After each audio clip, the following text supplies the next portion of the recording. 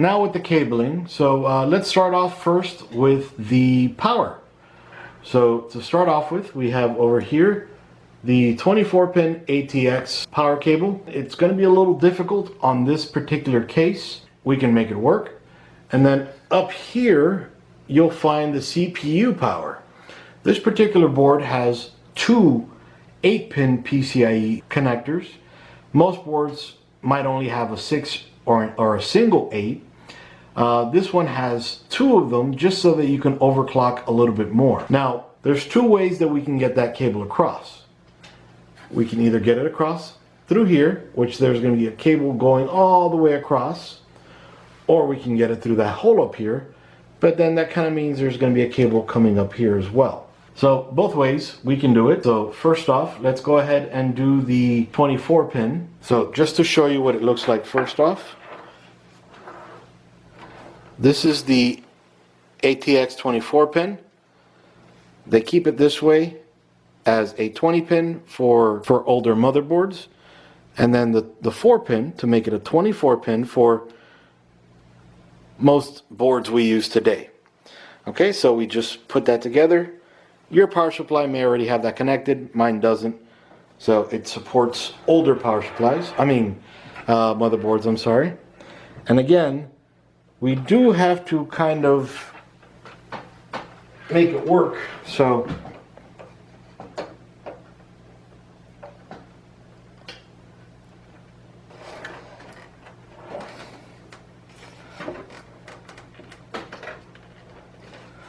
all right, and that just pushes right in there. You heard it snap in place. So that little piece right here, that little hinge, snaps onto a little clip on the board.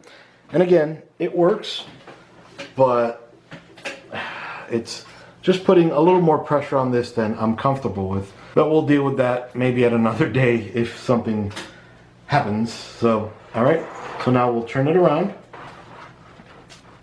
Okay, and now we'll install the two 8-pin PCIe connectors. So on this particular power supply, it's two 4s, 4 for some older motherboards. And actually, when I said 6, I meant 4. Some motherboards still use 4, and then this one uses 8. Okay, so now we'll just go ahead and slide this in over here. I just need to make some room. Again, it is a semi-modular power supply, which means some of the cables connect, some of the cables are already connected out of the box, and some you don't need to connect. Makes things a lot easier, but you know, beggars can't be choosers, and again, it was a gift to me, or should I say a trade. Okay, so now we're just going to slide it right in this hole.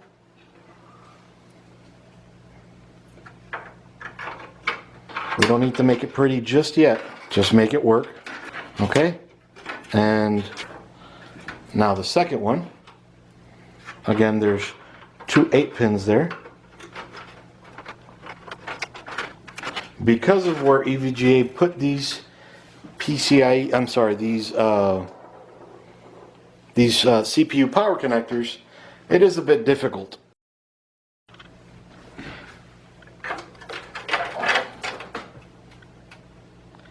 So I'm going to put the closest one to the hole first, and let me take my ring off, even though there is no electricity going through the machine, just in case. Closest one to the hole, and like before, there's little clips.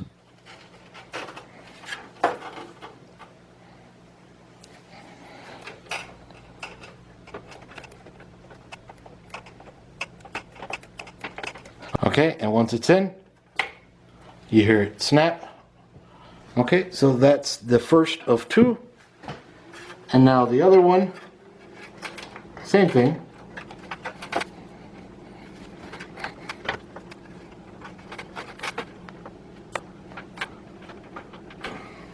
All right, so now we have both attached. Doesn't look pretty right now, but we'll get to that a little bit later on. Okay, so we have the two main cables connected. Those two cables give power to the CPU and then just to the rest of the board. Now, remember, if you have 3 video cards, you might need to mod the case a little bit to make that other connector work properly, that 6-pin PCIe connector. All right, so let's take care of something relatively easier right now. Okay, so you see this cable, this annoying cable in the way. Okay, we're going to find a PCIe connection, I'm sorry, a 4-pin, or actually that's a 3-pin or a 4-pin power connector. And there is one right up here. All right, so we're just going to undo this twist tie, stretch out the cable, and then just we'll plug that up here.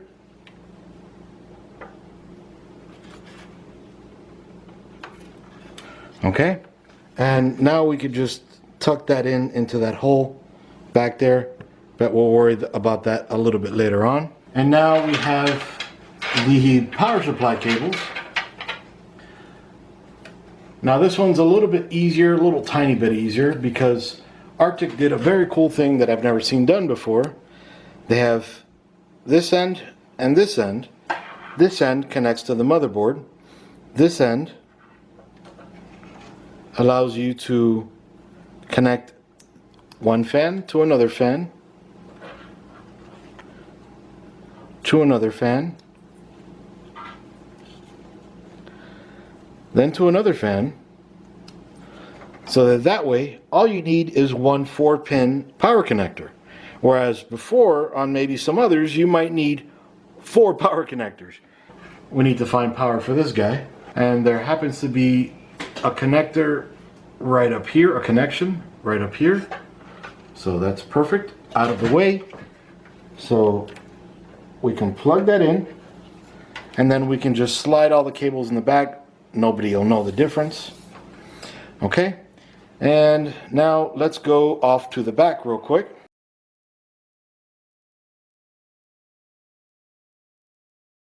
If you remember, there is a little slot down there so that we can connect the USB 3.0 connection, which, by the way, this is a USB 3.0 connection. A little notch right over here, just so that you know you're plugging it in right. Okay. Just ordering the cables up a little bit so that they fit in nicer. Okay, now I'm just going to slide this down here. I'm going to reach my hand in through the other side of the case. See my fingers here? I'm just grabbing that cable.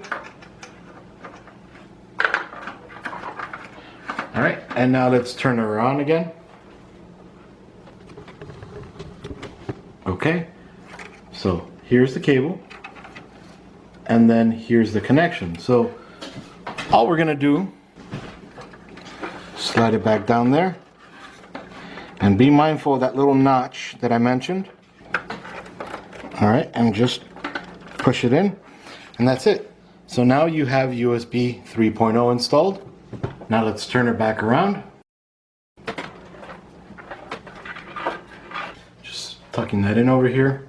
So we're gonna have these cables from the CPU come across here. So maybe what I'll do is I'll just pull this out.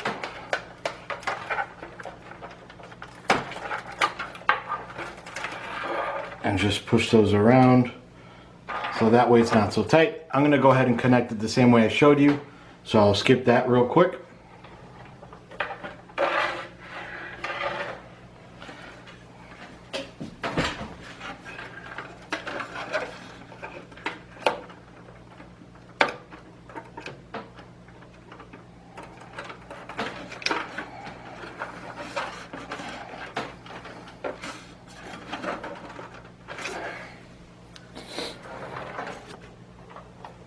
Alright guys, so two things I had to do, I did off video, off camera. I had to take the power supply out because there was no way I was going to reach the connections so that I can plug in the other cables. These guys over here, the SATA power. So I had to pull that one out, but I've already shown you how to put it in. Same thing to take it out. I also reversed this hard drive from being the SATA power and the SATA data cables from being on the bottom. I flipped the hard drive around, not the tray, just the hard drive, so I had to unscrew it and then put it back on so that the SATA power is up here and SATA power is up here. And with that change, I had to change this screw to one of these screws, the ones I used before. Okay, I had to do that because in order for me to plug in the SATA power and the SATA data, that thumb screw would have been right in the way, and there was no way I could do that.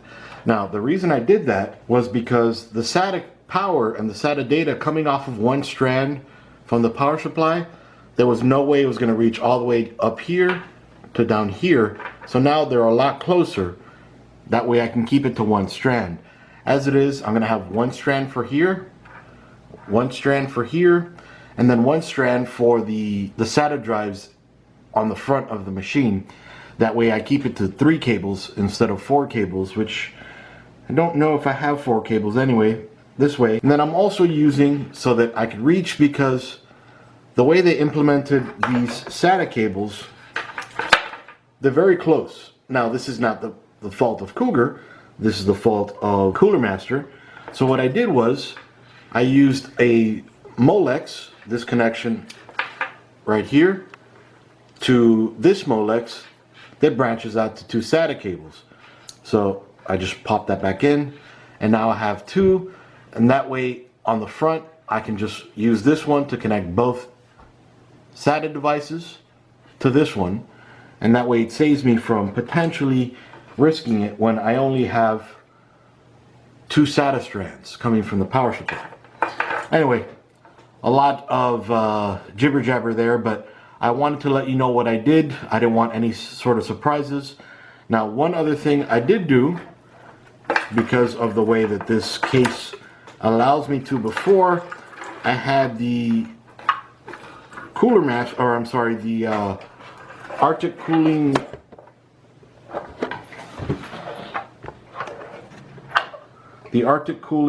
cold plate upside down so that Arctic pointed up, which I don't want it to. I want it to look nice. I want it to read Arctic. So then the way I have this settled is it just comes over here and fits in nicely. So it might have been a little bit of a hassle coming from the top. But anyway, let's continue with cabling. All right, so now I'm going to bring the SATA power cables. So I'm going to drop this down a little bit. All right, guys, so a few things I had to change. I did it off camera just to make it easier for you guys. I didn't want you guys wasting your time. There was a Samsung drive here. So I took the Western Digital from here, moved it over here, took the Samsung drive from the front to the back, and I moved the empty tray from the back to the front. Now, a few more things I did. Now, you'll notice right over here is the Samsung drive right here. Okay, so a few other things I did was off camera. I removed the power supply, plugged in all the extra cables that I know I would need to use, and then slid it back in because there was no way I was going to fit my hands in there. The other thing I did was, before, the hard drive, the mechanical hard drive, the SATA data power were down here. I flipped the drive around and brought them up here, and doing that, I had to replace the screw from this guy, the thumb screw, to this guy. The one that's a little bit rounded off, but it looks like it has a washer attached. I had to put that right over here, because that way I can fit the SATA power and data cables easily right in there. So just a little extra work I did on the side. Easy enough, so I felt that I shouldn't put that on video. Again, I don't want to waste your time. So now one thing we're going to do is we're going to plug in all the headers. So for the, right over here, this is for the power LED, power switch, the reset switch, and the hard drive LED. Now, your motherboard is different from mine. I have the, or might be different. I have the EVGA X99 classified. So the way you install it is going to be, or plug it in, is going to be different. Different layout, different everything pretty much. So definitely refer to your motherboard manual. But what I am going to do that's going to be pretty much similar on every single instance is I'm going to slide all of these cables back through that same hole that I slid the USB 3 connector right over here. So right here, I'm just going to slide them all in. Okay, and I'm going to slide them in completely. That way, if there's any slack, I don't need to pull incredibly hard. And then I'll just fish everything through, back through that doesn't need to be there.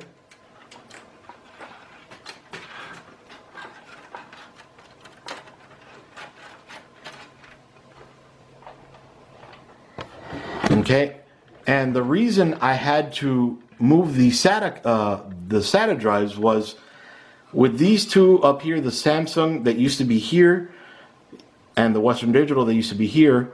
I put the Samsung in the back, the Western Digital right up here, and then I put that empty tray from the back to the front because the SATA cables, the power cables, sorry, I gotta turn it around again. This is no fault of Cougar's. This is the Cooler Master. The cable, I don't have a lot of room, so I don't have room to reach behind both of those drives, so I just moved it to make it easier to connect.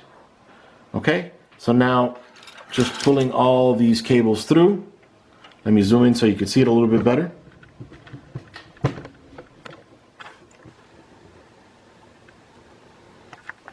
Okay, now these cables, they go right here. Okay, again, it's going to be different for every single motherboard, so make sure you refer to your motherboard manual. Okay, so I'm going to connect the reset switch first.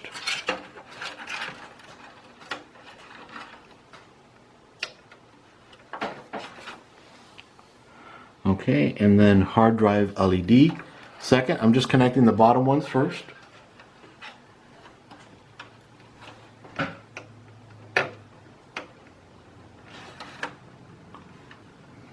Okay, and then power LED, or actually power switch. Okay, now since these are two separate cables, there's one for negative polarity and positive polarity. So I just need to check on the power supply. Okay, so the positive is on the left, the negative is on the right. Okay, just make sure I plug it in right.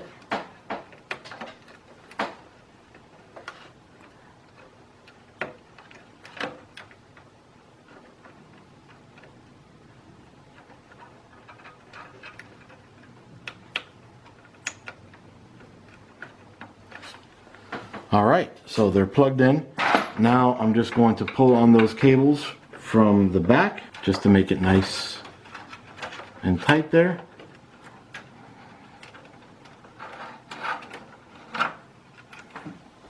All right, so that looks a lot better, cleaner if anything. And now I'm going to, let's look for some more cables. Now we have the HD audio cable, and then we also have, or we should have here, the USB 2 cable. Here we go. The USB 2.0 cable. Okay, so now I'm just, like I did before, just gonna fish it through the bottom. So one thing to mention, after we slid in the power supply, we lost the additional hole on the inner side of the case, well, because the power supply took up that spot.